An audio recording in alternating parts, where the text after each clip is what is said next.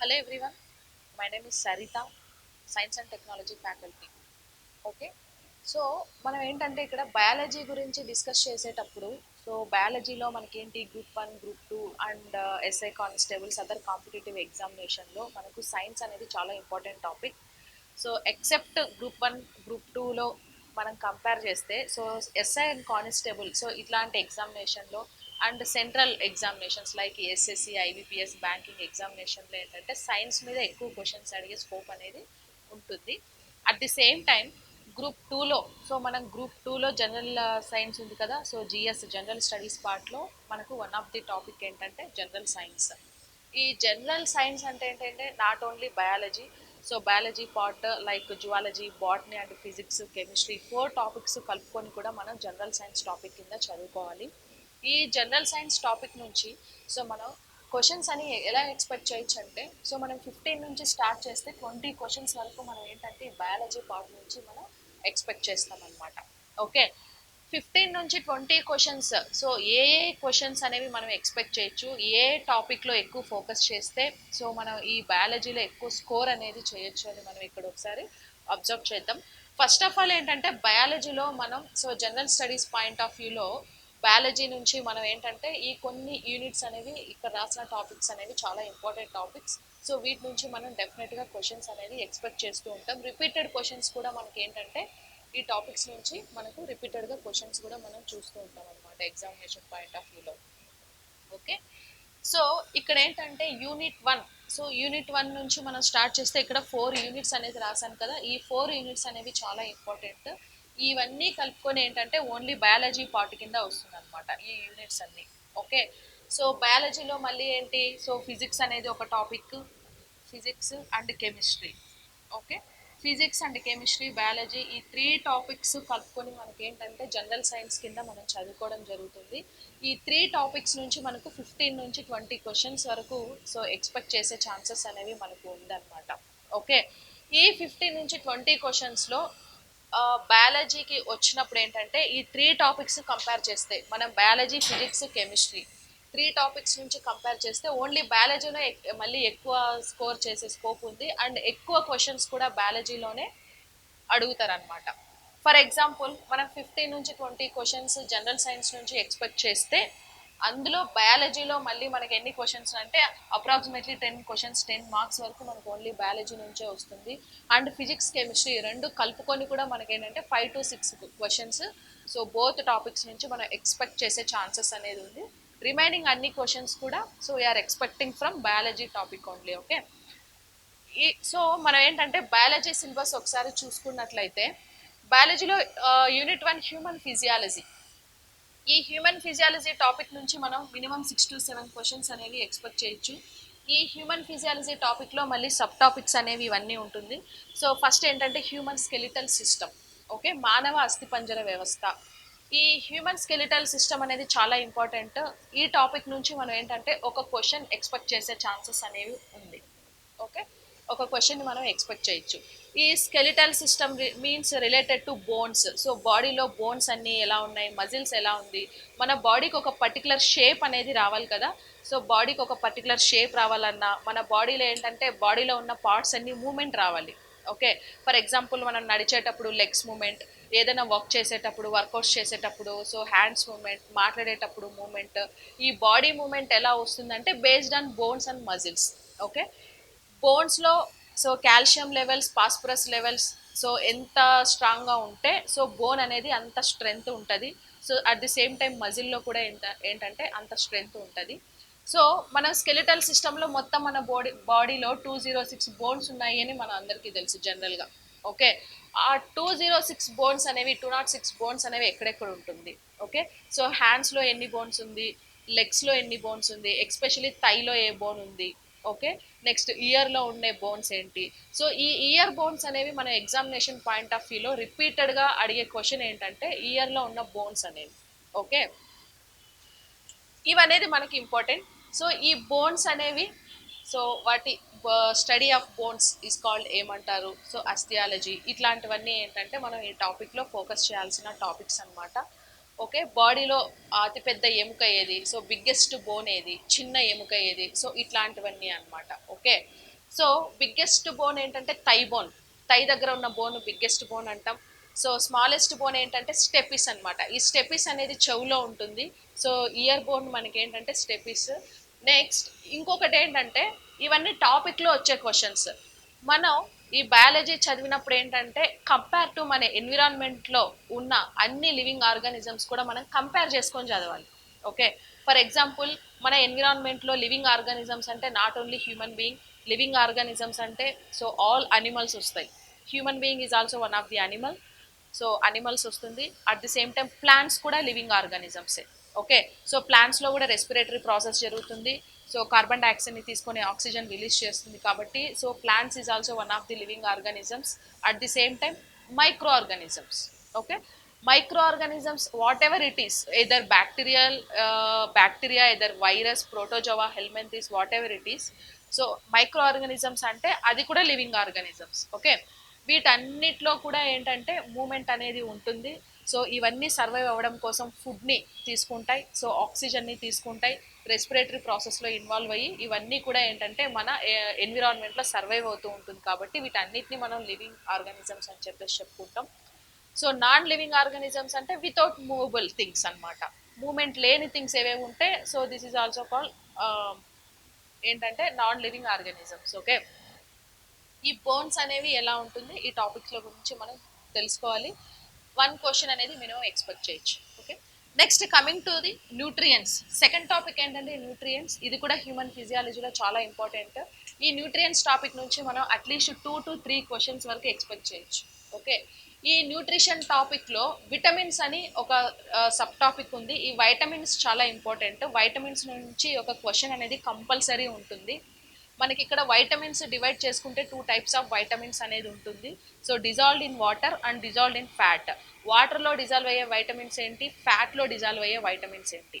Okay, వాటర్లో ఏ ఏ విటమిన్స్ డిజాల్వ్ అవుతాయి, for example A vitamin, D vitamin, E vitamin, K vitamin, ఇవన్నీ కూడా ఏంటంటే ఫ్యాట్లో డిజాల్వ్ అయ్యేవి. And B vitamin, B means all B complex family vitamins. Okay, B1, B2, B3, B5, B6, B7, something like that. So etcetera etcetera all B complex vitamins and C vitamin. So nothing but ascorbic acid. Okay, ఇవి రెండు కూడా ఏంటంటే వాటర్లో dissolve అయ్యే vitamins. ఈ vitamin topic నుంచి ఒక question ఉంటుంది. విటమిన్ కాకుండా రిమైనింగ్ న్యూట్రియన్స్ అంటే ఏంటంటే మనకు 5 న్యూట్రియన్స్ అనేవి మనం ఇక్కడ ఎగ్జామ్ పాయింట్ ఆఫ్ వ్యూలో చాలా ఇంపార్టెంట్. వన్ ఏంటంటే carbohydrates. So carbohydrates. Second one proteins, fats, next minerals, vitamins. Okay, so ఈ 5 టాపిక్స్ అనేవి న్యూట్రిషన్స్ టాపిక్లో చాలా important. Carbohydrate. So what is mean by carbohydrate అంటే ఏంటంటే సో మన బాడీకి ఏదైతే మనకి ఐ మీన్ ఎనర్జీ కోసం మనం తీసుకునే ఫుడ్స్ అన్నీ ఏంటంటే కార్బోహైడ్రేట్స్ రిలేటెడ్ ఫుడ్ అనమాట. For example each and everyday మనం రైస్ తీసుకుంటాం, ఒరైజా సటైవా, లైక్ ఫ్రూట్స్ తింటాం. Okay, apples, so what ever it is ఏవేవైతే ఫ్రూట్స్ తీసుకుంటామో అవన్నీ ఏంటంటే కార్బోహైడ్రేట్స్ కింద వస్తుంది అనమాట. ఈ కార్బోహైడ్రేట్ ఏంటంటే మేజర్లీ మనకు ఎనర్జీ కోసం యూజ్ చేసేవన్నమాట. ఓకే, ఈ కార్బోహైడ్రేట్లో మళ్ళీ మనకి ఏంటంటే సో 3 types ఉంటుందండి. మోనోసాక్రైడ్, డైసాక్రైడ్, పాలీసాక్రైడ్స్ అని కార్బోహైడ్రేట్స్ని 3 typesగా డివైడ్ చేస్తాం. మోనోసాక్రైడ్స్ అంటే ఏంటి, డైసాక్రైడ్స్ అంటే ఏంటి, పాలీసాక్రైడ్స్ అంటే ఏంటి. Okay, monosaccharide, saccharide means saccharide అంటే ఏంటంటే షుగర్ కంటెంట్. ఓకే, సాక్రైడ్స్ అంటే షుగర్ కంటెంట్. మోనో అంటే ఏంటంటే సింగిల్. ఓకే, సో ఒక్క షుగర్ మాలిక్యూల్, ఒక్క షుగర్ కంటెంట్ ఉన్న ఫుడ్ని మనం మోనోసాక్రైడ్స్ అంటాం. So at the same time disaccharides అంటే 2 షుగర్ కంటెంట్స్ ఉన్న ఫుడ్ని డైసాక్రైడ్స్ అని. పాలీసాక్రైడ్స్ అంటే 2 or more number of, okay, number of sugar contents ఉన్న ఫుడ్ని మనం పాలీసాక్రైడ్స్ అని చెప్పేసి చెప్పుకుంటాం. మోనోసాక్రైడ్స్కి మనం ఎగ్జాంపుల్ ఏం చెప్తాం. సో మనకి ఎగ్జామినేషన్ పాయింట్ ఆఫ్ వ్యూలో ఎలా అడుగుతారంటే సో మోనోసాక్రైడ్స్కి ఎగ్జాంపుల్స్ అడుగుతారు. అడిగేసి కింద ఆప్షన్ ఏ గ్లూకోజ్ అంటారు, ఆప్షన్ బి సుక్రోజ్ అంటారు. అంటే ఏంటంటే మోనోసాక్రైడ్ ఎగ్జాంపుల్ని ఒక ఆప్షన్లో పెట్టి సో రిమైనింగ్ ఆప్షన్స్ అన్ని డైసాక్రైడ్స్ ఎగ్జాంపుల్, పాలీసాక్రైడ్స్ ఎగ్జాంపుల్ ఇచ్చినప్పుడు మనం మోనోసాక్రైడ్ ఏది అనేది మనం అక్కడ గుర్తించాలన్నమాట. ఓకే, సో ఇట్లాంటి పాయింట్ ఆఫ్ వ్యూలో మనకు క్వశ్చన్స్ అనేవి ఎక్స్పెక్ట్ చేస్తాం. సో మోనోసాక్రైడ్స్కి ఎగ్జాంపుల్ మనం మేజర్గా ఏం చెప్పుకుంటామంటే glucose. Glucose is the best example of monosaccharides. So only one sugar content అనేది గ్లూకోజ్లో ఉంటుంది. గ్లూకోజ్ అంటే దీన్ని మనం ఏం చెప్తామంటే రెడ్యూసింగ్ షుగర్ అని చెప్పేసి చెప్తాం, లైక్ ఇన్స్టాంట్ షుగర్ అని చెప్తాం. మార్కెట్లో మెడికల్ షాప్లో మనకు గ్లూకోజ్ దొరుకుతుంది కదా, సో ఎప్పుడైనా డీహైడ్రేషన్ అయినప్పుడు ఎనర్జీ తక్కువ ఉన్నప్పుడు మనం ఏంటంటే షుగర్ని గ్లూకోజ్ని తీసుకొని వచ్చి వాటర్లో కలుపుకొని తాగేస్తూ ఉంటాం. ఓకేనా, అది మోనోసాకరైడ్.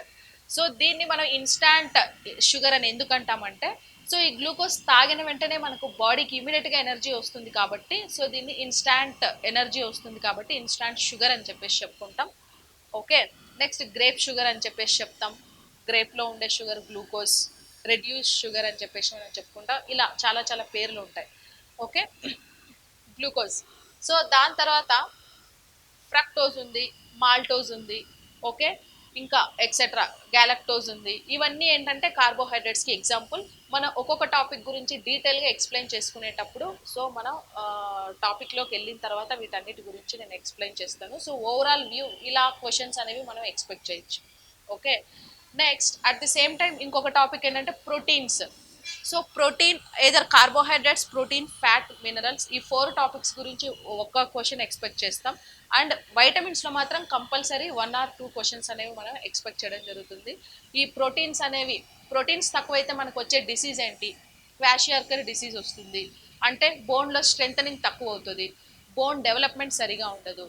సో హైట్ ఎక్కువ పెరగరు చాలామంది, బికాజ్ ఆఫ్ బోన్ డెవలప్మెంట్ లేకపోయినా హైట్ ఎక్కువ ఉండరు. చాలామంది వీక్గా ఉంటారు, బికాజ్ ఆఫ్ బోన్ లేకపోయినా వీక్ ఉంటారు. లైక్ మనకి కాల్షియం, ఫాస్ఫరస్ కంటెంట్స్ కూడా బోన్లో ఉండాలి. సో బోన్ అనేది బాగా స్ట్రెంగ్గా ఉండడం కోసం. ఓకే, నెక్స్ట్ ఈ ప్రోటీన్ ఎక్కడ ఎక్కువ దొరుకుతుంది? నాన్ వెజిటేరియన్స్లో అయితే మీట్లో, రెడ్ మీట్లో ప్రోటీన్ ఎక్కువ దొరుకుతుంది. వెజిటేరియన్స్లో అయితే ప్రోటీన్ ఎక్కడ ఎక్కువ దొరుకుతుంది? సో నంబర్ ఆఫ్ ఉన్నాయి, like spirulina. So spirulina is one of the artificial protein content. మన యూనివర్స్లోనే ఎక్కువ ప్రోటీన్స్ ఎక్కడ ఉంటుంది అంటే స్పైరులీనా. ఆ స్పైరులీనా అనేది ఒక ఫంగస్ లైక్ ప్లాంట్ అనమాట. సో ఇదంతా మనం ఎక్కడ దొరుకుతుందంటే వెస్ట్ బెంగాల్, సో కోల్కత్తా స్టేట్స్లో మనకి ఏంటంటే ఈ స్పైరులీనా అనేది దొరుకుతుంది. సో ఇది తీసుకొని ఆర్టిఫిషియల్గా ట్యాబ్లెట్స్ ప్రిపేర్ చేసి మెడికల్ షాప్లో అమ్ముతూ ఉంటారు అనమాట. మనం ప్రోటీన్స్ తక్కువైతే ప్రోటీన్ రిలేటెడ్ క్యాప్సూల్స్ వేసుకుంటాం కదా, అలాగా. Okay, next fats. So fat అంటే saturated fat, unsaturated fat. So ఇలా టూ టైప్స్ ఆఫ్ ఫ్యాట్స్ ఉంటుంది. సో శాచురేటెడ్ ఫ్యాట్ అంటే ఏంటి, అన్సాచురేటెడ్ ఫ్యాట్ అంటే ఏంటి? సో ఒక 1 కిలోగ్రామ్ ఫ్యాట్ వల్ల ఎంత ఎనర్జీ వస్తుంది, 1 కిలోగ్రామ్ 1 గ్రామ్ ఆఫ్ కార్బోహైడ్రేట్ వల్ల ఎంత ఎనర్జీ వస్తుంది, 1 గ్రామ్ ఆఫ్ ప్రోటీన్స్ వల్ల ఎంత ఎనర్జీ వస్తుంది. సో ఈ ఎనర్జీస్ కూడా మనకి ఇక్కడ చాలా ఇంపార్టెంట్ అనమాట. ఓకే, ఈ వాల్యుబుల్స్ అన్ని. Next vitamins. So vitamins already మనం చెప్పుకున్నాం. Vitamin A. వైటమిన్స్కి వచ్చేసరికి మనం 4 టాపిక్స్ అనేవి మనం గుర్తుపెట్టుకోవాలి. సో ఫస్ట్ ఆఫ్ ఆల్ ఏంటంటే, ఫర్ ఎగ్జాంపుల్ వైటమిన్ ఏ తీసుకుంటే, వైటమిన్ ఏలో వైటమిన్ ఏ సైంటిఫిక్ నేమ్ ఏంటో తెలియాలి. ఫర్ ఎగ్జాంపుల్ రెటినాల్, యాంటీగ్జిరాప్తాల్మియా విటమిన్ అని కూడా వైటమిన్ ఏనే చెప్తాం. ఓకే, సైంటిఫిక్ నేమ్ తర్వాత సోర్స్ తెలియాలి. అంటే వైటమిన్ ఏ ఎక్కడి నుంచి వస్తుంది, సోర్స్ వెజిటేబుల్స్ నుంచి వస్తుందా, ఫ్రూట్స్ నుంచి వస్తుందా, ఇంకెక్కడి నుంచి అయినా వస్తుందా, అది తెలియాలి. నెక్స్ట్ సోర్స్ తర్వాత ఇంకేం తెలియాలి, ఫంక్షన్ తెలియాలి. వైటమిన్ ఏ వల్ల మనకు వచ్చే యూజెస్ ఏంటి, అడ్వాంటేజెస్ ఏంటి, డిసడ్వాంటేజెస్ ఏంటి తెలియాలి. నెక్స్ట్ డిసీజెస్ తెలియాలి. అంటే వైటమిన్ ఏ బాడీలో తక్కువైతే ఏదైనా డెఫిషియన్సీ వస్తుందా, ఏ డెఫిషియన్సీ వస్తుంది, ఇవన్నీ తెలియాలన్నమాట. సో ప్రతి ఒక్క విటమిన్ గురించి ఈ 4 టాపిక్స్ అనేవి కంపల్సరీ చూసుకోవాలి. ఈ విటమిన్ నుంచి ఎక్కువగా మనం సైంటిఫిక్ నేమ్ మీద, డిసీజెస్ మీద ఫోకస్ చేయాలి. ఓకే, విటమిన్ ఏ తక్కువైతే ఏ డిసీజ్ వస్తుంది, రెటినాల్ అక్జిరాప్థాల్మియా డిసీజ్ వస్తుంది. ఓకే, నిక్టోలోపియా డిసీజ్ వస్తుంది. ఓకే, నిక్టోలోపియా అంటే ఏంటంటే కళ్ళల్లో ఏంటి లాక్రిమల్ గ్లాండ్స్ ఉంటుంది. ఈ లాక్రిమల్ గ్లాండ్స్ ఏం చేస్తాయంటే టీయర్స్ని, ఐ టీయర్స్ వస్తాయి కదా, సో ఆ ఐ టీయర్స్ ఎఫెక్ట్ అయ్యి పైన ఉన్న రెటినాల్ లేయర్ మొత్తం ఊడిపోయి, సో మనకి ఏంటంటే ఒక సంథింగ్ బ్లైండ్నెస్ అనేది వస్తుంది అనమాట. ఓకే, దాన్ని మనం నిక్టోలోపియా అంటాం. రేచికట్ అన్నా కూడా అదే అనమాట, డార్క్ బ్లైండ్నెస్ ఇలాంటివి. ఫర్ ఎగ్జాంపుల్ ఏ విటమిన్ అయిపోతే డి విటమిన్. డి విటమిన్ దీన్ని సన్షైన్ ఫ్రీ విటమిన్ అంటాం. సో ఇది సోర్స్ అంటే సన్లైట్ నుంచి వస్తుంది. యూజెస్ ఫంక్షన్ ఏంటి అంటే బాడీలో బోన్ స్ట్రెంథనింగ్ కోసం, బోన్ డెవలప్మెంట్ కోసం యూజ్ అవుతుంది. నెక్స్ట్ డిసీజ్ ఏమొస్తుంది, ఓకే, సో ఆస్టియోమలేషియా డిసీజ్ వస్తుంది, రికెట్స్ డిసీజ్ వస్తుంది అనమాట. సో ఇట్లా డిసీజెస్ మీద, వీటి మీద ఫోకస్ చేయాల్సి ఉంటుంది. ఇది న్యూట్రిషన్స్ టాపిక్. ఇంకొకటి ఏంటంటే digestive system. Okay, so digestive సిస్టంలో కూడా మనం ఏంటంటే 2 క్వశ్చన్స్ ఎక్స్పెక్ట్ చేసే ఛాన్సెస్ అనేవి ఉన్నాయి. సో డైజెషన్ సిస్టమ్ చాలా ఇంపార్టెంట్. ఈ డైజెషన్ సిస్టమ్ అనేది ఎక్కడి నుంచి స్టార్ట్ అయ్యి ఎక్కడ ఎండ్ అవుతుంది? మన మౌత్ నుంచి డైజెషన్ సిస్టమ్ స్టార్ట్ అయ్యి ఆనస్తో డైజెషన్ సిస్టమ్ ఎండ్ అవుతుంది. ఓకే, సో మనం తీసుకునే ఫుడ్ మౌత్ నుంచి తీసుకుంటాం. మౌత్లో మినిమం 15 to 20% ఫుడ్ మౌత్లోనే డైజెషన్ అవుతుంది. సో మౌత్లో ఉన్న టీత్, పళ్ళు, next saliva glands. So saliva produce చేసే సలైవా గ్లాండ్స్ వల్ల, నెక్స్ట్ టంగ్, నెక్స్ట్ మౌత్లో ఉన్న కొన్ని enzymes like టైలిన్ enzyme.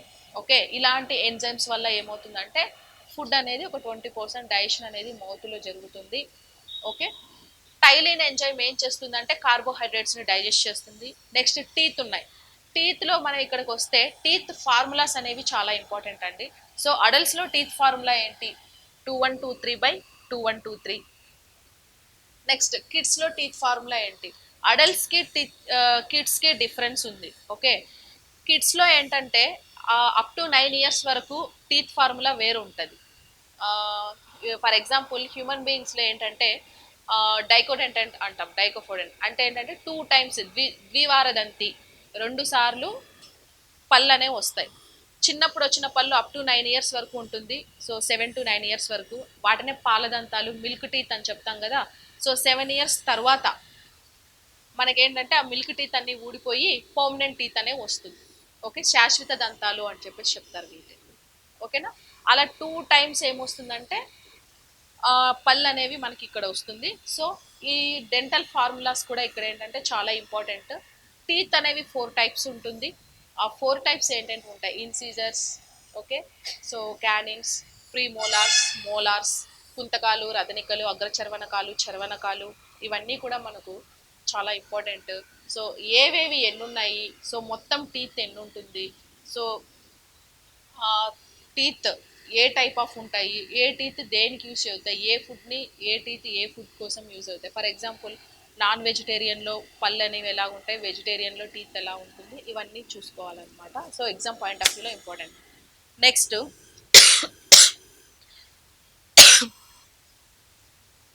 Saliva glands. Saliva glands ఏంటంటే మనకి 3 pairs ఆఫ్ సలైవా గ్లాండ్స్ ఉంటుందండి.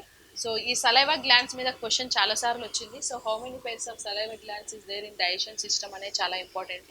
3 pairs ఆఫ్ సలైవా గ్లాండ్స్ ఉంటుంది. ఆ 3 pairs ఏంటేంటివి, అవి ఎక్కడెక్కడ ఉన్నాయి కూడా మనం చూడాలన్నమాట. Okay, so 3 pairs of saliva glands ఉంటుంది. సో ఈ సలైవా గ్లాండ్స్ వాటి నేమ్స్ ఏంటి, సో వాటి యూసేజెస్ ఏంటి తెలియాలి. ఓకే, సలైవా పిహెచ్ ఏంటి తెలియాలి. సో పర్ డే సలైవా అనేది ఎంత ప్రొడ్యూస్ అవుతుంది తెలియాలి. సో ఇవన్నీ ఈ టాపిక్లో మనం ఫోకస్ చేయాలన్నమాట. ఓకే, నెక్స్ట్ అక్కడ నుంచి మౌత్ నుంచి ఫుడ్ మనకేంటంటే ఈసోఫాగస్, గ్రసని అని ఇక్కడ ఒకటి ఉంటుందండి, ఫ్యారింగ్స్. ఈ ఫ్యారింగ్స్ ఏంటంటే మనకు ఫుడ్ ట్యూబ్కి ప్లస్ విండ్ ట్యూబ్కి రెండిటికి ఏంటంటే ఒక జంక్షన్ లాగా పనిచేస్తుంది. ఓకే, జంక్షన్ అంటే ఫుడ్ ట్యూబ్కి విండ్ ట్యూబ్కి, విండ్ వెళ్ళే ట్యూబ్కి ఫుడ్ వెళ్ళే ట్యూబ్కి రెండిటికి ఏంటంటే లైక్ ఇలాగా ఇలా ఉంటుంది అనమాట. ఓకే, సో ఇది ఫ్యారింగ్స్ అనుకుంటే, సో ఇదేంటంటే ఫుడ్ ట్యూబ్, ఇది విండ్ ట్యూబ్, ఈ రెండిటికి జంక్షన్. ఫర్ ఎగ్జాంపుల్ మనం ఫుడ్ తీసుకున్నా ఫ్యారింగ్స్లోకి వెళ్ళాలి, గాలి తీసుకున్నా ఫ్యారింగ్స్లో వెళ్ళాలి నాజల్ క్యావిటీ నుంచి. ఫర్ ఎగ్జాంపుల్ ఏంటంటే మనం ఎప్పుడైనా ఫుడ్ తీసుకునేటప్పుడు బై మిస్టేక్ ఫుడ్ ఫ్యారింగ్స్ నుంచి ఫుడ్ ట్యూబ్లోకి వెళ్ళకుండా బై మిస్టేక్ విండ్ ట్యూబ్లోకి వెళ్ళిపోయింది అనుకోండి. సో విండ్ ట్యూబ్లోకి వెళ్తే అప్పుడు ఏం జరుగుతుంది, విండ్ ట్యూబ్లో గాలి అనేది చాలా ఫోర్స్గా ఏమవుతుందంటే రెస్పిరేటరీ ప్రాసెస్లో మనం ఇన్హేల్ చేసినప్పుడు, ఎక్సేల్ ఇన్హేల్ ప్రాసెస్ జరుగుతుంది కదా, ఇన్హేల్ చేసినప్పుడు చాలా ఫాస్ట్గా గాలి వస్తుంది. ఫర్ ఎగ్జాంపుల్ ఈ ఫుడ్ ట్యూబ్లో కాకుండా విండ్ ట్యూబ్లోకి వెళ్ళిపోతే ఏమవుతుందంటే ఆ గాలితో పాటు ఫుడ్ ఏం చేస్తుందంటే ఆ ఫోర్స్ తోటి ఫుడ్ని తీసుకొని మనకు నోస్ నుంచి ముక్కల్లో నుంచి బయటకు వస్తుంది. అప్పుడప్పుడు పొరబోయింది అని చెప్పేసి చెప్పుకుంటాం కదా. సో అది ఎలా జరుగుతుందంటే ఇలాంటి డిస్టర్బెన్స్లు అప్పుడు జరుగుతుంది. గాలి కూడా విండ్ ట్యూబ్లోకి వెళ్ళకుండా బై మిస్టేక్ తినేటప్పుడు ఫుడ్ ట్యూబ్లోకి వెళ్ళిపోతే అప్పుడు కూడా మనకి ఏంటంటే ఆ ట్యూబ్స్లో లైక్ సంథింగ్ డిస్టర్బెన్సెస్ అనేవి జరుగుతూ ఉంటుంది అనమాట. ఓకే. సో ఈ ఈసోఫాగస్ నుంచి ఫుడ్ డైరెక్ట్గా ఎక్కడికి వెళ్తుందంటే స్టమక్లోకి వెళ్తుంది. సో స్టమక్ అనేది ఇక్కడ చాలా ఇంపార్టెంట్. 4 to 5 hours ఫుడ్ అనేది స్టమక్లోనే ఉంటుంది.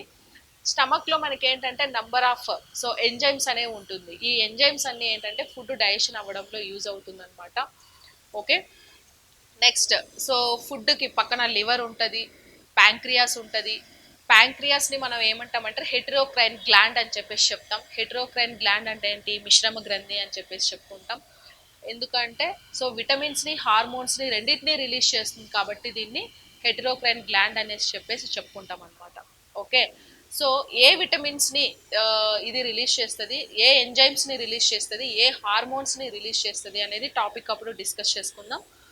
సో నెక్స్ట్ ఇంకేంటంటే సో అక్కడ నుంచి స్మాల్ ఇంటెస్టైన్. సో ఫుడ్ అనేది ఎప్పుడు కూడా 100% డైజెషన్ ఎక్కడ జరుగుతుందంటే స్మాల్ ఇంటెస్టైన్లో జరుగుతుంది, నాట్ స్టమక్. స్టమక్లో జరగదు. స్టమక్లో 70% డైజెషన్ జరిగి స్టమక్ నుంచి డైరెక్ట్గా సో స్మాల్ ఇంటెస్టైన్కి వెళ్ళినప్పుడు స్మాల్ ఇంటెస్టైన్లో 100% డైజెషన్ అనేది జరుగుతుంది. జరిగిపోయిన తర్వాత లార్జ్ ఇంటెస్టైన్ ఏం చేస్తుందంటే అంత డైజెషన్ అయిన తర్వాత ఇంకా అందులో ఏమైనా సో వాటర్ కంటెంట్ మినరల్స్ ఏమైనా ఉంటే అవి అబ్జర్వ్ చేసేసుకొని so wastage solid material anus నుంచి వెళ్తుంది. సో ఇట్లా డైజెషన్ ప్రాసెస్ అనేది మనకు జరుగుతుంది. ఈ డైజెషన్ సిస్టంలో ఇక్కడ మనం మెయిన్గా ఫోకస్ చేయాల్సిన టాపిక్ ఏంటంటే ఎంజైమ్స్. ఓకే. లివర్ రిలీజ్ చేసే ఎంజైమ్స్ ఏంటి, ప్యాంక్రియాస్ రిలీజ్ చేసే ఎంజైమ్స్ ఏంటి, స్టమక్లో రిలీజ్ అయ్యే ఎంజైమ్స్ ఏంటి, ఈ ఎంజైమ్స్ మౌత్లో రిలీజ్ అయ్యే ఎంజైమ్స్ ఏంటి, ఈ ఎంజైమ్స్ మీద బాగా ఫోకస్ చేయాలి. At the same time so మన ఆర్గాన్స్ వెయిటేజ్ మీద, లైక్ లివర్ వెయిట్ ఎంత, సో ప్యాంక్రియాస్ ఎంత వెయిట్ ఉంటుంది, సో లివర్ రిలీజ్ చేసే బైల్ జ్యూస్ పర్ డే ఎంత బైల్ జ్యూస్ రిలీజ్ అవుతుంది, దాని pH ఎంత ఉంటుంది. ఓకే. లివర్ డ్యామేజ్ అయితే మనకి ఏమవుతుందంటే సో జాండీస్ అని ఒక డిసీజ్ కూడా వస్తుంది. ఆల్కహాల్ ఎక్కువ తీసుకుంటే లివర్ డ్యామేజ్ అవుతుందని మనం చెప్పుకున్నాం. ఆల్కహాల్ తీసుకుంటే లివర్ ఎందుకు డ్యామేజ్ అవుతుంది, సో ఇవన్నీ ఏంటంటే ఈ టాపిక్లో మనం ఫోకస్ చేయాల్సిన ఎగ్జామ్ పాయింట్ ఆఫ్ వ్యూలో ఈ ఏరియాస్ అన్నమాట. Okay. Next coming to respiratory system. So respiratory system మీ నుంచి మనం ఒక క్వశ్చన్ ఎక్స్పెక్ట్ చేయొచ్చు, 0 to 1 క్వశ్చన్ ఎక్స్పెక్ట్ చేయొచ్చు. ఈ రెస్పిరేటరీ సిస్టమ్ అనేది ఎక్కడి నుంచి స్టార్ట్ అవుతుంది అంటే సేమ్ అప్పర్ నాజల్ క్యావిటీ నుంచి స్టార్ట్ అయ్యి లంగ్స్లో. ఓకే. ఈ రెస్పిరేటరీ సిస్టమ్ మెకానిజం అనేది ఇక్కడ చాలా ఇంపార్టెంట్. అప్పర్ నాజల్ క్యావిటీ నుంచి రెస్పిరేటరీ, ఇప్పుడు మనకు రెస్పిరేటరీ సిస్టంలో మనకి కావాల్సిన ఎయిర్ ఏంటంటే ఓన్లీ ఆక్సిజన్ కావాలి. మన ఎన్విరాన్మెంట్లో ఆక్సిజన్ ఎక్కడుంది అని వెతుక్కొని ఓన్లీ ఆక్సిజన్ తీసుకోము, మొత్తం బల్క్ అమౌంట్ ఆఫ్ ఎయిర్ని మనం పీల్చేసుకుంటాం. అందులో ఆక్సిజన్ ఉండొచ్చు, పొల్యూటెడ్ ఎయిర్ అయితే కార్బన్ మోనాక్సైడ్ ఉండొచ్చు, కార్బన్ డైఆక్సైడ్ ఉండొచ్చు, sulphur, phosphorus, what ever it is ఏదైనా ఉండొచ్చు. కానీ మనకు కావాల్సింది ఏంటంటే ఆక్సిజన్ మాత్రమే కావాలి. సో ఆక్సిజన్ ఎన్విరాన్మెంట్లో ఎంత పర్సెంటేజ్ ఆఫ్ ఆక్సిజన్ ఉంది, సో ఎంత పర్సెంటేజ్ ఆఫ్ కార్బన్ డైఆక్సైడ్ ఉంది, ఎంత పర్సెంటేజ్ ఆఫ్ నైట్రోజన్ ఉంది. So oxygen, nitrogen, carbon dioxide ఈ మూడింటిని మనం బాగా తీసుకుంటాం. Okay. For example oxygen 21% oxygen ఎన్విరాన్మెంట్లో ఉంది, కార్బన్ డైఆక్సైడ్ 0.03% ఉంటుంది. ఓకే. నెక్స్ట్ నైట్రోజన్ మనకి ఎంత ఉంటుంది, 78% ఆఫ్ నైట్రోజన్ అనేది మనకి ఎన్విరాన్మెంట్లో ఉంటుంది. ఓకే. ఈ పర్సంటేజ్ ఆఫ్ మనం తీసుకుంటాం, కానీ రిలీజ్ చేసేటప్పుడు ఓన్లీ కార్బన్ డైఆక్సైడ్ని రిలీజ్ చేస్తాం మనం. ఓకే. కార్బన్ డైఆక్సైడ్ తీసుకునేదేమో 0.03 ఇన్హేల్ ప్రాసెస్లో, బట్ వదిలేదేమో 4.4% వదులుతున్నాం ఎక్సేల్ ప్రాసెస్లో. అంటే తక్కువ తీసుకొని ఎక్కువ అమౌంట్ కార్బన్ డైఆక్సైడ్ని వదిలేస్తున్నాం, మిగతాది లోపల ఎక్కడి నుంచి వచ్చింది, ఎట్లా యాడ్ అయింది. ఓకే. అది ఇంపార్టెంట్. నెక్స్ట్ ఆక్సిజన్ 21% మనం బయట నుంచి ఇన్హేల్ ప్రాసెస్లో తీసుకుంటే, బట్ ఎక్సెల్ ప్రాసెస్లో మనం బయటకు వదిలేది 16%.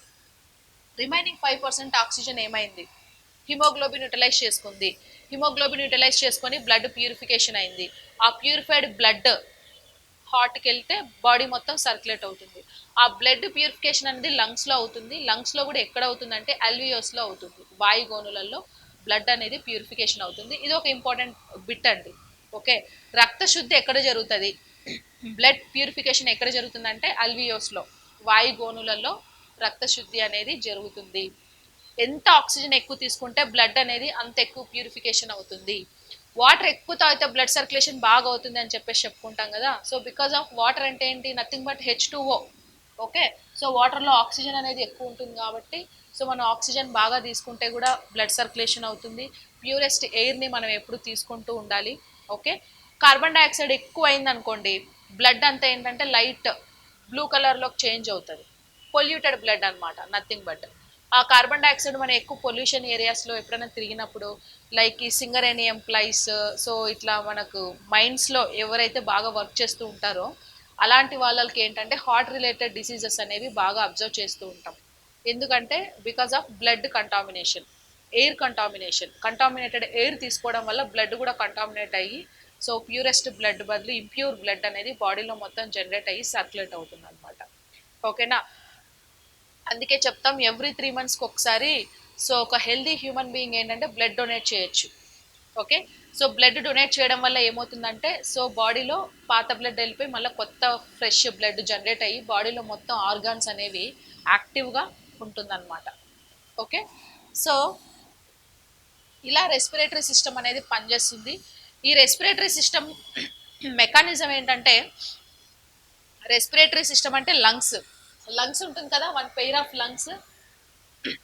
ఈ లంగ్స్ కింద ఏంటంటే డయాఫ్రమ్ అని ఒక పార్ట్ ఉంటుందండి. ఓకే. ఆ డయాఫ్రమ్ పార్ట్ నుంచి మెకానిజం నుంచి మనకి ఏంటంటే రెస్పిరేటరీ ప్రాసెస్ జరుగుతుంది. ఈ డయాఫ్రమ్ అనేది ఎవరి నుండిలో జరుగుతుంది అంటే ఓన్లీ మేల్ క్యాండిడేట్స్లో జరుగుతుంది, not for female candidates. Okay. ఫీమేల్స్లో ఎందుకు అవ్వదు? సో డయాఫ్రమ్ ఎలా ఉంటుందంటే పైన 2 లంగ్స్ ఉంటుంది, కింద లైక్ డయాఫ్రమ్ లంగ్స్ మీద ఇలా ఉంటుంది అనమాట. ఓకే. పిరమిడ్ షేప్లో ఉంటుంది. ఎప్పుడైతే గాలి లంగ్స్ తీసుకొని లంగ్స్ మొత్తం 2 గాలితో నిండిపోయి ఉంటాయో ఆ బరువుకి ఈ డయాఫ్రమ్ ఏమవుతుందంటే లీనియర్ షేప్లోకి వచ్చేస్తుంది అనమాట. ఓకే. మళ్ళీ ఆ గాలి ఏంటంటే ఎక్సేల్ ప్రాసెస్లో బయటికి ఎప్పుడైతే వెళ్ళిపోతుందో ఆ లంగ్స్ అన్ని వెయిట్ తగ్గిపోవడం వల్ల ఈ డయాఫ్రమ్ ఏమవుతుందంటే మళ్ళీ పిరమిడ్ షేప్లోకి వస్తుంది. ఓకే. ఇలా గాలి తీసుకోవడం వదలడం వల్ల so like linear shape, pyramid shape ఇట్లా మారుతూ ఉంటుంది.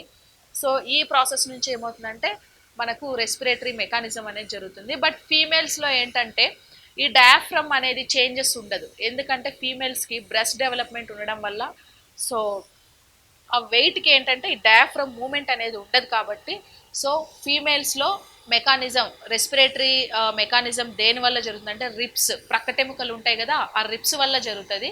మేల్స్లో అయితే డయాఫ్రమ్ వల్ల జరుగుతుంది. ఇది వేరియేషన్ గుర్తుపెట్టుకోవాలి. ఫీమేల్స్లో అయితే రిప్స్ అండ్ మేల్స్లో అయితే diaphragm, something like that. Okay.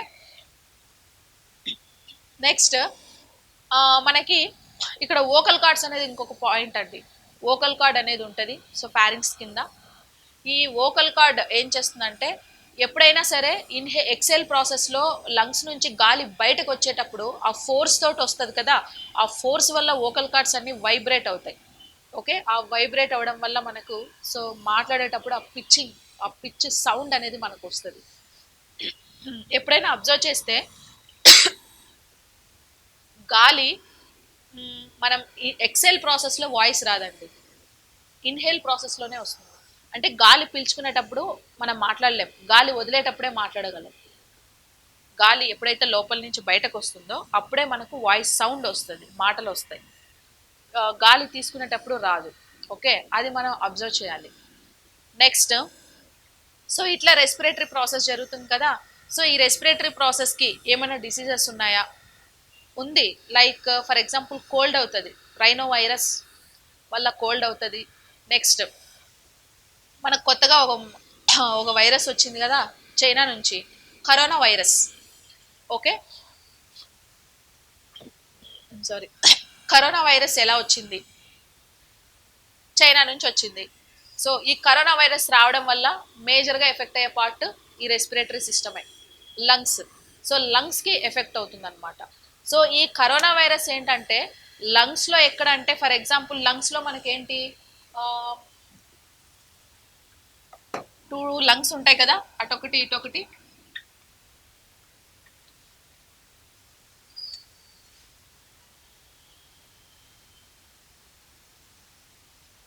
So ఇవి 2 లంగ్స్.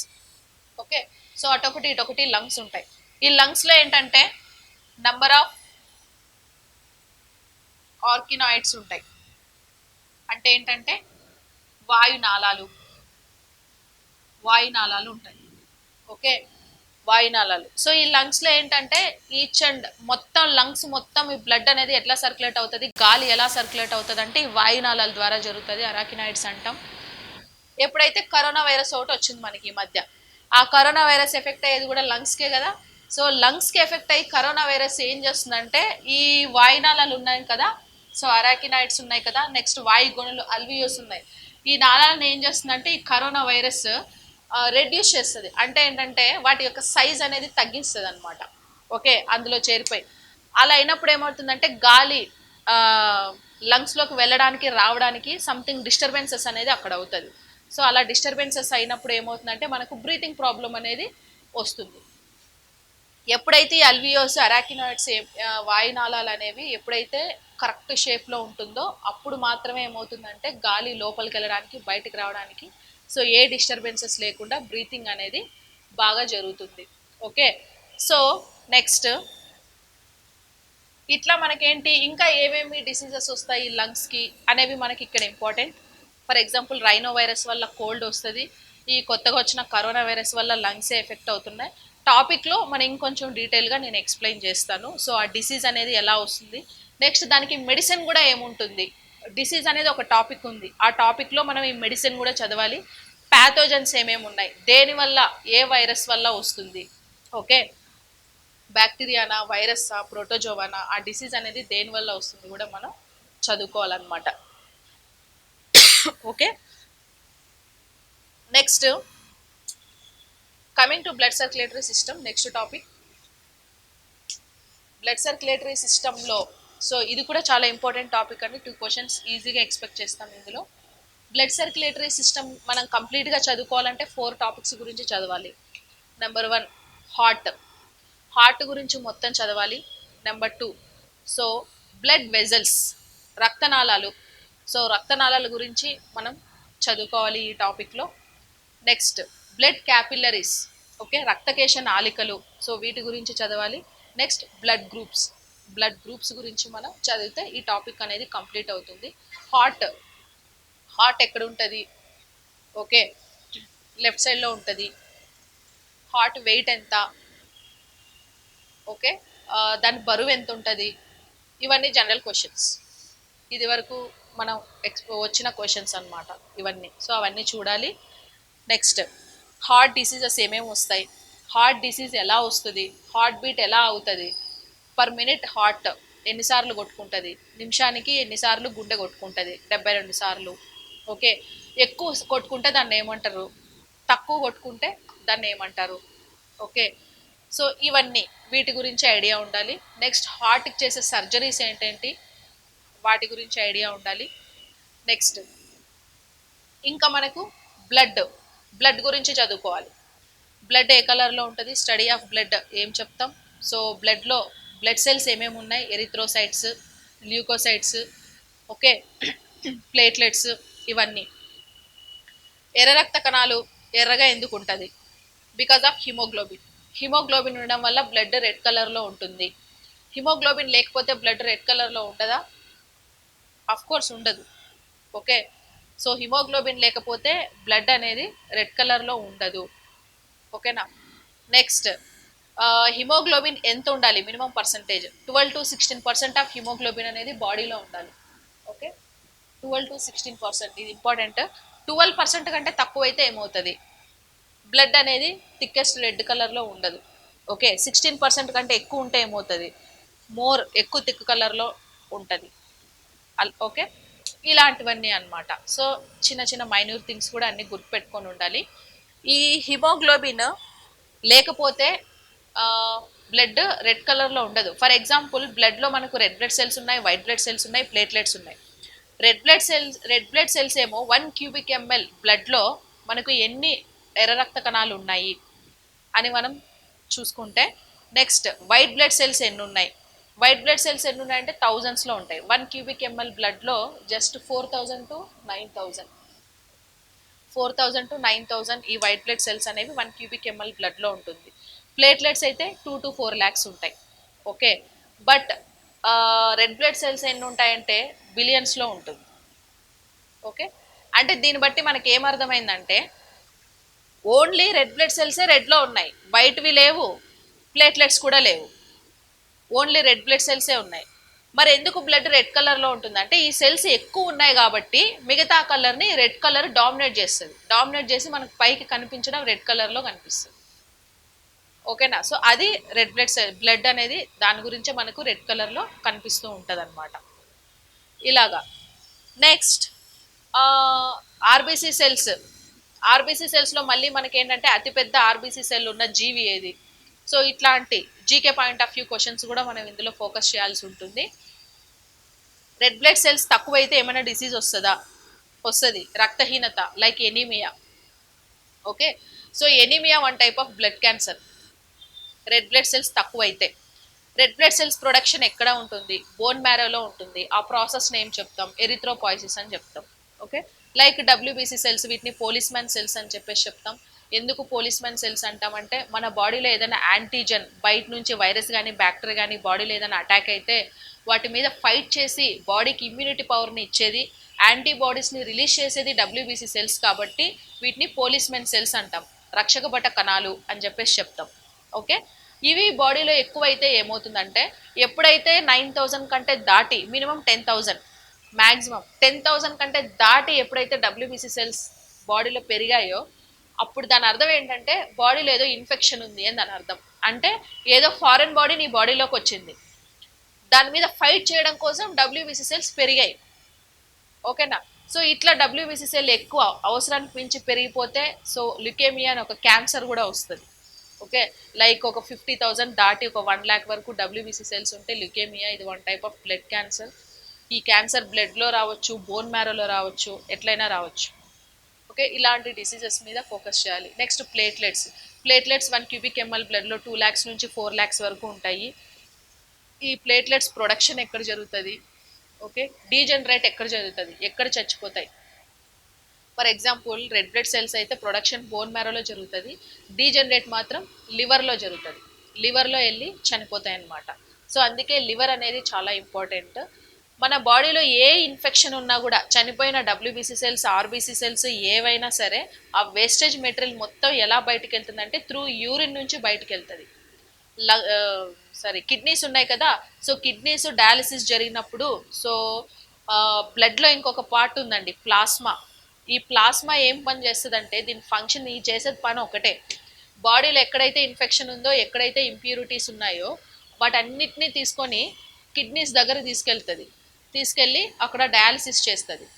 చేసి ఏం చేస్తుంది అంటే ఆ ఇన్ఫెక్షన్ని మొత్తం యూరిన్ నుంచి మనకు బయటకు పంపించేస్తుంది. సో ప్లాస్మా చేసే ఇంపార్టెంట్ పని అది. సో అందుకే ప్లాస్మా అనేది చాలా ఇంపార్టెంట్. సో ఇవన్నీ కూడా మనం ఈ బ్లడ్ సర్క్యులేటరీ సిస్టంలో చదువుకోవాలి. నెక్స్ట్ ఇంకా మనకు వీన్స్ అనేవి ఉన్నాయి, ధమనులు, సిరలు. ధమనులు మంచి రక్తాన్ని సరఫరా చేస్తాయి, సిరలు చెడు రక్తాన్ని చేరవేస్తాయి. ఓకే, నెక్స్ట్ బ్లడ్ ఎక్కించేటప్పుడు దేనికి ఎక్కిస్తారు? బ్లడ్ తీసేటప్పుడు దేని నుంచి తీస్తారు? ఓకే, బ్లడ్ ఎక్కించేటప్పుడు ధమనులకు ఎక్కిస్తారు, తీసేటప్పుడు సిరల నుంచి బ్లడ్ తీస్తారు అనమాట. ఓకే, నెక్స్ట్ ఈ బ్లడ్ ఫైబ్రినోజన్, ప్రొతాంబ్రిన్ అని ఒక 2 ప్రోటీన్స్ ఉన్నాయి. ఫైబ్రినోజన్, ప్రొతాంబ్రిన్ ఏం చేస్తాయంటే బ్లడ్ గడ్డ కట్టకుండా ఉండడం కోసం మనకు యూజ్ అవుతాయి అన్నమాట. నెక్స్ట్ హెపారిన్, ఇట్లాంటి ప్రోటీన్స్ అన్నీ కూడా, ప్రోటీన్ ఏమేమి ఉన్నాయి ఆ ప్రోటీన్స్ అన్నీ కూడా మనకి ఇక్కడ చాలా ఇంపార్టెంట్, ఈ టాపిక్లో చదువుకోవాల్సి ఉంటుంది. Next blood groups. మనకు తెలిసి 4 బ్లడ్ గ్రూప్స్ ఉన్నాయి, AB and O. Universal blood group ఏది? యూనివర్సల్ బ్లడ్ డోనార్ ఏది? యూనివర్సల్ బ్లడ్ యాక్సెప్టార్ ఏది? Okay, universal blood donor O blood group ఎవరికైనా డొనేట్ చేయొచ్చు. ఓ పాజిటివా నెగిటివా అది చూసుకోవాలి. మళ్ళీ ఓ నెగిటివ్ బ్లడ్ గ్రూపు ఏ బ్లడ్ గ్రూప్కైనా బ్లడ్ ఇవ్వచ్చు. ఓకే, కాబట్టి ఈయనని యూనివర్సల్ బ్లడ్ డోనార్ అని చెప్పేసి చెప్తాం. నెక్స్ట్ యూనివర్సల్ బ్లడ్ యాక్సెప్టార్ అని ఎవరిని చెప్పేసి చెప్తాం అంటే ఎవరి దగ్గర నుంచి అయినా బ్లడ్ తీసుకోవచ్చు. ఓకే, ఎవరిని చెప్తాం? ఏబి పాజిటివ్, ఇలాగనమాట. ఈ బ్లడ్ గ్రూప్స్ గురించి మనం చదివితే ఈ టాపిక్ అవుతుంది. నెక్స్ట్ ఇంకొకటి ఏంటంటే ఎక్స్క్రీటరీ సిస్టమ్. ఎక్స్క్రీటరీ సిస్టమ్ అంటే మనకు విసర్జక వ్యవస్థ. విసర్జక వ్యవస్థ అంటే ఏంటంటే మన ఎక్స్క్రీటరీ సిస్టంలో మన అందరికి తెలుసు కిడ్నీస్ గురించి చదువుకుంటాం. కిడ్నీస్లో ఎక్స్క్రీషన్ అనేది యూరిన్ ఎక్స్క్రీషన్ జరుగుతుంది. ఈ టాపిక్లో కిడ్నీస్ వెయిట్ ఎంత ఉన్నాయి, కిడ్నీస్ ఏ కలర్లో ఉన్నాయి, కిడ్నీస్ ఎటువైపు ఉన్నాయి, ఇవన్నీ జనరల్ క్వశ్చన్సే. మనకి ఎగ్జామినేషన్ పాయింట్ ఆఫ్ వ్యూలో ఎలా చదవాలంటే ఎక్స్క్రీటరీ సిస్టంలో compare to other animals. Okay, like అమీబాలో ఎక్స్క్రీటరీ సిస్టమ్ ఎలా జరుగుతుంది, ఓకే, వానపాములో ఎక్స్క్రీటరీ సిస్టమ్ ఎలా జరుగుతుంది, కంపేర్ టు అదర్ బొద్దింకలో ఎక్స్క్రీటరీ సిస్టమ్ ఏ పార్ట్స్ నుంచి జరుగుతుంది, హ్యూమన్ బీయింగ్లో కిడ్నీస్ వల్ల జరుగుతుంది అందరికీ తెలుసు. ఓకే, అమీబాలో దేని వల్ల జరుగుతుంది, నెక్స్ట్ బొద్దింక కాక్రోచ్లో ఎలా జరుగుతుంది. సో ఈ కంపారిజన్ అనేది ఉంటుంది కదా, ఈ లైక్ మనకు కొన్ని సెలెక్టెడ్ టాపిక్స్ ఉంది, సెలెక్టెడ్ మనకు లివింగ్ ఆర్గానిజమ్స్ అనేవి మనం వాటికి కంపేర్ చేసుకొని మనకు జీకే పాయింట్ ఆఫ్ వ్యూలో ఇక్కడ మనం చదవాల్సి ఉంటుంది అనమాట. ఓకే, యూరిన్ నుంచి మనకు బ్లడ్ వస్తుంది, ఓకే, ఆల్కహాల్ వస్తుంది, దాన్ని ఆల్కాప్టోన్యూరియా అని చెప్పేసి చెప్తాం. చనిపోయిన బ్లడ్ సెల్స్ అన్నీ వస్తాయి. ఓకే, యూరిన్ నుంచి ఏ ఇన్ఫెక్షన్ అయినా సరే వస్తుంది. So minimum per day water ఎంత తీసుకోవాలి, 5 to 6 లీటర్స్ మినిమం వాటర్ అనేది మనం ఎంత ఎక్కువ తీసుకుంటే ఇన్ఫెక్షన్ అనేది అంత ఎక్కువ మనకు కంట్రోల్ అవుతుంది అనమాట. ఓకే, సో ఈ ఎక్స్క్రీటరీ సిస్టమ్, సో ఇందులో కూడా మనం ఒక క్వశ్చన్ అనేది ఎక్స్పెక్ట్ చేయొచ్చు. Next coming to the endocrine system.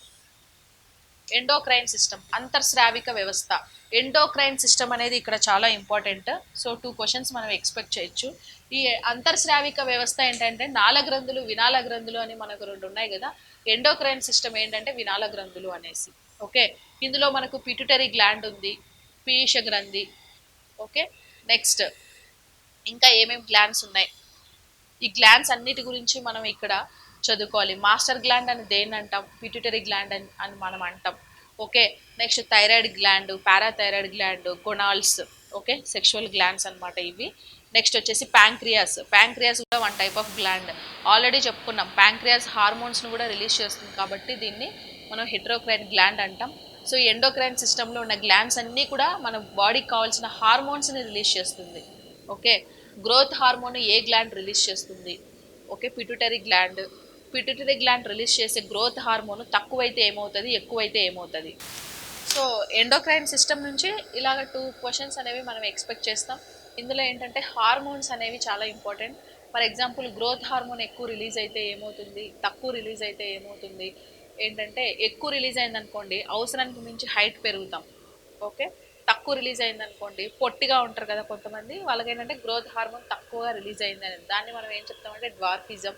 Okay, ఎక్కువ హైట్ పెరిగారనుకోండి జైగాంటిజం. ఓకే, ఇట్లాంటి టర్మినాలజీతో మనం పిలుస్తూ ఉంటాం. ఇవన్నీ చూసుకోవాలి. Next thyroid. Thyroid gland thyroid హార్మోన్ని రిలీజ్ చేస్తుంది. ఆ థైరాయిడ్ గ్లాండ్ ఎక్కడుంది, ఆ హార్మోన్స్ వల్ల యూజ్ ఏంటి, పారాథైరాయిడ్ గ్లాండ్ వాటి వల్ల యూజ్ ఏంటి, ఇవన్నీ చూసుకోవాల్సి ఉంటుంది. నెక్స్ట్ హెట్రోక్రైన్ గ్లాండ్ అంటే ఏంటి, ప్యాంక్రియాస్. ప్యాంక్రియాస్ రిలీజ్ చేసే హార్మోన్స్ గురించి మనం ఇక్కడ చదవాలి. ఈ హార్మోన్స్ అనేవి చాలా చాలా ఇంపార్టెంట్. సో ఈ టాపిక్ చాలా ఫోకస్ చేయాల్సిన topic. Next coming to nervous system. Nervous సిస్టంలో కూడా మనం 2 క్వశ్చన్స్ అనేవి ఎక్స్పెక్ట్ చేస్తాం. నర్వస్ సిస్టమ్, సో మొత్తం నాడీ వ్యవస్థ. ఈ నాడీ వ్యవస్థ అంతా దేని మీద డిపెండ్ అయి ఉంటుందంటే బ్రెయిన్ మీద డిపెండ్ అయి ఉంటుందండి. So brain and back bone, okay, spinal cord. ఏదైనా సరే నర్వస్ సిస్టమ్, నేను ఏదైనా ఇక్కడ యాక్టివిటీ చేస్తున్నాను, నేను ఏదో లెసన్ చెప్తున్నాను, మాట్లాడుతున్నాను, ఈ వైబ్రేషన్స్ అన్నీ, ఈ సౌండ్ మొత్తం ఏంటంటే మీ బ్రెయిన్ వరకు వెళ్ళాలి. ఫస్ట్ ఏంటంటే మీ స్పైనల్ కార్డ్ అనేది రిసీవ్ చేసుకుంటుంది. స్పైనల్ కార్డ్ రిసీవ్ చేసుకొని ఈ కంటెంట్ మొత్తం బ్రెయిన్కి పంపిస్తుంది. ఆ బ్రెయిన్ ఏం చేస్తుందంటే సో రియాక్ట్ అయ్యి సో నేను ఏదో చెప్తున్నాను వినాలి అని చెప్పేసి మీ సెన్సరీ ఆర్గాన్స్ ఉంటాయి కదా, సో వీటికి చెవులకి అందిస్తే మీరు వింటారనమాట, సెన్సరీ ఆర్గాన్స్కి. Okay, so action to reaction ఇవన్నీ కూడా ఏంటంటే ఫ్రాక్షన్ ఆఫ్ సెకండ్స్లో జరిగిపోతుంది. నేను చెప్పడం, మీరు వినడం, మళ్ళీ దాన్ని రియాక్ట్ అవ్వడం, ఇవన్నీ కూడా. ఓకే, ఇందులో మనకి ఇంపార్టెంట్ ఏంటంటే సో బ్రెయిన్ అనేది చాలా ఇంపార్టెంట్. సో ఇందులో ఏంటి, ఈ నర్వస్ సిస్టంలో మనకు 3 టైప్స్ ఉంటుందండి నర్వస్ సిస్టమ్. ఆ 3 టైప్స్ ఏంటంటివి, central nervous system, okay, peripheral nervous system, okay, ఇట్లాంటివి. సెంట్రల్ నర్వస్ సిస్టమ్ ఎక్కడ ఉంటుందంటే బాడీకి సెంటర్లో ఉంటుంది కాబట్టి సెంట్రల్ నర్వస్ సిస్టమ్ అని చెప్పేసి చెప్పుకుంటాం. సెంట్రల్ నర్వస్ సిస్టంలో బ్రెయిన్ అండ్ స్పైనల్ కార్డు 2 వస్తుంది. బ్రెయిన్ నుంచి సెంటర్లో ఉంటుంది, దాని కింద ఏంటంటే స్పైనల్ కార్డ్ అనేది ఉంటుంది అనమాట. మనం బ్రెయిన్లో మళ్ళీ సెరిబ్రమ్, సెరిబెల్లం అని మళ్ళీ డివైడ్ ఉంటుంది. సెరిబ్రమ్, దీన్ని తెలుగులో మస్తిష్కం అని చెప్పేసి చెప్తూ ఉంటాం. ఈ మస్తిష్కం ఏంటంటే మనం జ్ఞాపక శక్తికి సంబంధించింది. గైరీ సల్ఫీస్ అని ఒక 2 పార్ట్స్ ఉంటాయి. బ్రెయిన్లో. ఈ గైరీ సల్ఫీస్ అన్ని ఏం చేస్తుందంటే లైక్ ఇవి ఎలా ఉంటుందంటే ఫర్ ఎగ్జాంపుల్ ఇది సెరిబ్రమ్ అనుకోండి బ్రెయిన్లో. ఈ గైరీ సల్ఫీస్ అన్ని ఎలా ఉంటుందంటే లైక్ ఇట్లా స్ప్రింగ్ షేప్లో ఉంటుంది, స్ప్రింగ్ షేప్లో. ఓకే, సో ఈ అప్వార్డ్స్ ఉన్నాయి కదా, సో ఇవన్నీ ఏంటంటే గైరీస్ అన్నమాట. సో వీటిని మనం గైరీ అంటాం. కింద ఈ డౌన్వర్డ్ పార్ట్స్ అన్ని ఏంటంటే సల్ఫీస్ అని చెప్పేసి మనం చెప్పుకుంటూ ఉంటాం. ఓకే, ఈ గైరీ యాక్టివిటీ ఏంటి, సల్ఫీ, ఈ రెండు ఏం చేస్తుంది? సో గైరీ ఏం చేస్తుందంటే సో ఇన్ఫర్మేషన్ని స్టోరేజ్ చేస్తుందండి. ఓకే, ఇది ఏంటంటే ఇన్ఫర్మేషన్ని స్టోరేజ్ చేస్తుంది. సల్ఫీ ఏం చేస్తుందంటే ఇన్ఫర్మేషన్ని రీకాల్ చేస్తుంది. ఇప్పుడు నేను ఏదో కంటెంట్ మీకు చెప్తున్నాను, ఇవన్నీ ఏంటంటే నేను చెప్పిన కంటెంట్ మొత్తం లేదా మనం చదువుకున్న కంటెంట్ మొత్తం ఏంటంటే గైరీలో స్టోరేజ్ అవుతుంది.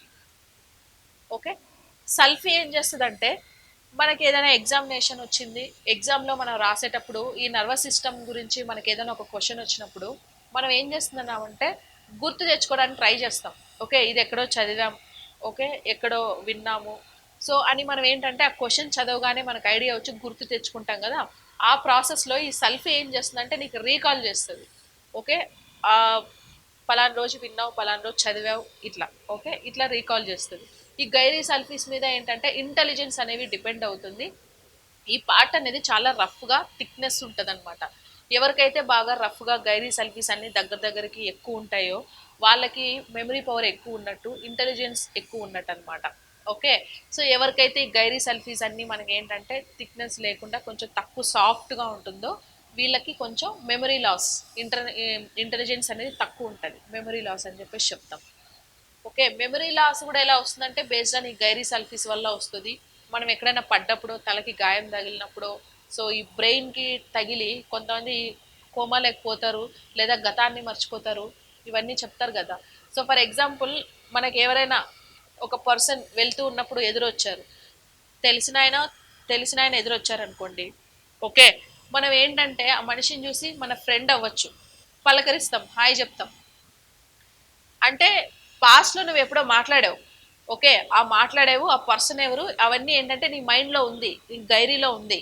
ఓకే, సో ఎదురొచ్చినప్పుడు పలకరిస్తున్నావు అంటే ఆ సెల్ఫీ ఏం చేసిందంటే రీకాల్ చేసింది.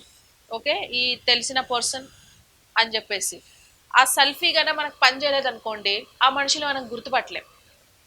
లైక్ దాన్నే మెమరీ లాస్ అని చెప్పేసి చెప్తుంటాం కదా, అలా గుర్తుపట్టలేకుండా అయిపోతూ ఉంటుంది. సో వీటికి వచ్చే డిసీజెస్ ఏంటి? ఓకే, సో బ్రెయిన్ డ్యామేజ్ అయితే మనకి ఏం డిసీజెస్ వస్తాయి, ఇవన్నీ కూడా మనం ఈ టాపిక్లో చదువుకోవాల్సి ఉంటుంది. Spinal cord, so spinal cord మనకు ఎట్లా వర్క్ చేస్తుంది, మనకి ఇన్ఫర్మేషన్ ఎట్లా గ్యాదర్ చేసి ఎట్లా స్టోరేజ్ చేసి ఎట్లా రీకాల్ చేస్తుంది అనేది మనం ఇక్కడ నర్వస్ సిస్టంలో అనేది మనకి చాలా important. Next coming to the reproductive system. So reproductive system గురించి మనం ఒక క్వశ్చన్ ఎక్స్పెక్ట్ చేయొచ్చు, లేకపోతే లేదు. Reproductive system, female reproductive system, male reproductive system, so organs, వాటి యొక్క చదివే శాస్త్రాలు ఏంటి అవన్నీ మనం చదువుకోవాలి. ఓకే, సో ఈ రిప్రొడక్టివ్ సిస్టమ్ ఫీమేల్స్లో ఎలా ఉంటుంది, మేల్స్లో ఎలా ఉంటుంది అనేది మనకు ఈ టాపిక్ మీద కొన్ని క్వశ్చన్స్ అనేవి ఇంపార్టెంట్ అనమాట. రిప్రొడక్టివ్ సిస్టమ్ ఫీమేల్స్లో రిలీజ్ చేసే హార్మోన్స్ ఏంటి, మేల్స్లో రిలీజ్ చేసే హార్మోన్స్ ఏంటి. ఫర్ ఎగ్జాంపుల్ ఈ ఈస్ట్రోజన్, ఓకే ప్రొటెస్టిరాన్, ఈ హార్మోన్స్ ఫీమేల్స్లో రిలీజ్ అవుతుంది. ఓకే, సో నెక్స్ట్ మేల్స్లో రిలీజ్ అయ్యే హార్మోన్స్, ఇవన్నీ కూడా మనం ఏం చేయాలంటే ఈ టాపిక్లో మనం చదువుకోవాల్సి ఉంటుంది అనమాట.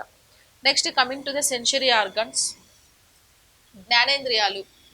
ఓకే, సో జ్ఞానేంద్రియాల టాపిక్ కూడా మనం చదువుకోవాలి. సో మనకు 5 జ్ఞానేంద్రియాలు అనేవి మనకు ఉంటుంది, మనకు తెలుసు. ఓకే, సో కన్ను, చెవు, ముక్కు, నాలుక, చర్మం, ఈ 5 జ్ఞానేంద్రియాల గురించి మనం చదువుకోవాలి. సో సెన్సేషన్ అనేది ఎలా అవుతుంది మనం చదువుకోవాలి. ఇది టాపిక్ 1 అనమాట. సో హ్యూమన్ ఫిజియాలజీ గురించి ఇవన్నీ మనం ఫోకస్ చేయాల్సి ఉంటుంది. నెక్స్ట్ కమింగ్ టు టాపిక్ 2లో మనకి ఏంటంటే క్లాసిఫికేషన్ ఆఫ్ బయాలజికల్ కింగ్డమ్ అని మనం ఇక్కడ ఒకటి చెప్పుకున్నాం కదా. సో బయలాజికల్ కింగ్డమ్లో మళ్ళీ మనకి ఏంటంటే అనిమల్ క్లాసిఫికేషన్ ఉంది, ప్లాంట్ క్లాసిఫికేషన్ అనేది ఇక్కడ ఇంపార్టెంట్ అనమాట. Okay, so animal classification, plant classification,